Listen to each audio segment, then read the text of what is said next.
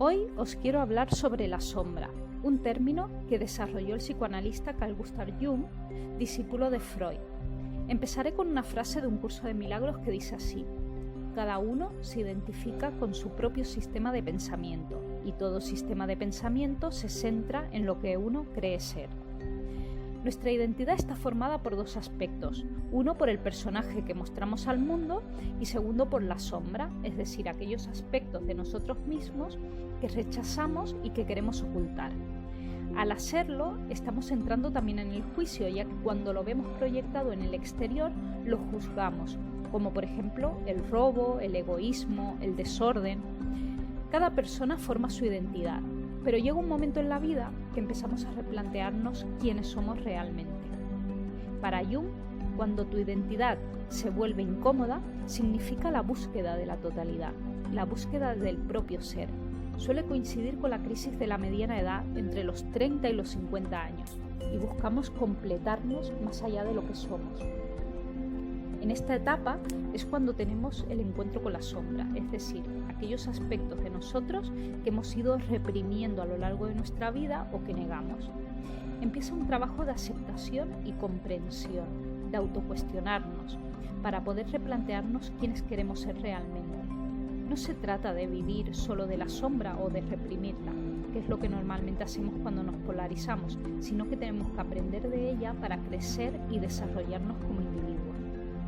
Aquella persona que en su entorno de trabajo o amigos, por ejemplo, se comporta de una manera afectiva, comprensiva, incluso sumisa, y luego llega a casa y se comporta de manera agresiva con su marido, con su esposa o con los hijos, pues decimos que es cuando está sacando la sombra.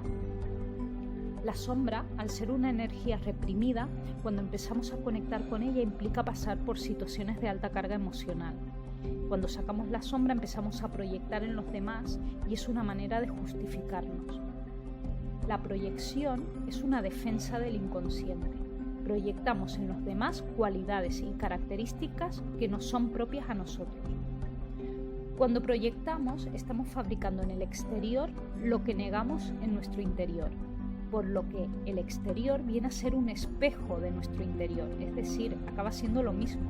Así como percibimos el mundo, así es nuestro interior. Por ejemplo, cuando nos enfadamos con alguien, es en realidad que la otra persona nos muestra esa parte que ocultamos de nosotros en la sombra. Te invito a que pienses en una persona que se comporte o diga cosas que te molestan y que reflexiones qué es lo que te molesta y qué tiene que ver contigo. Un ejemplo fácil, por ejemplo, son las etiquetas que ponemos a los demás.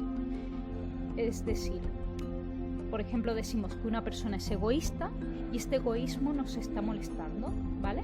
Entonces hay que pararse a pensar en qué estamos siendo nosotros egoístas, bien con los demás o con nosotros mismos. Y esta persona, como espejo, me lo está mostrando. Mientras más rechazamos un aspecto de nosotros mismos, la sombra se hace cada vez más grande y más fuerte. Hay una frase del curso de milagros que también dice: la proyección implica ira, la ira alienta la agresión y la agresión fomenta el miedo. La sombra la encontramos no solo en aquello que juzgamos de los demás, sino también en lo que nos atrae y pensamos que nosotros carecemos. También, por ejemplo, la encontramos en nuestras culpas, vergüenzas, síntomas físicos, adicciones. Para comprender la sombra es necesario dejar de culpar a los demás de lo que nos ocurre, hacernos responsables de nuestros actos, saber que si tú hubieras estado en el lugar de la otra persona, con sus creencias, con su vida, con sus limitaciones, con su entorno, hubieras hecho exactamente lo mismo. Soltar el control, dejar el miedo a lo que pueda ocurrir y aprender a vivir la vida en la incertidumbre, a dejar de controlar lo que nos puede pasar. Cuando nos paramos a observar la situación desde fuera, sin posicionarnos, seremos capaces de identificar la sombra. Os dejo con una frase de Carl Gustav Jung que dice: lo que niegas te somete, lo que aceptas te libera. Si aceptas la sombra, te liberarás. Y recuerda que la comunicación pone fin a la separación. El cambio requiere ponerse en coherencia con lo que dices, alinear alinear lo que piensas, lo que dices, lo que sientes y lo que haces.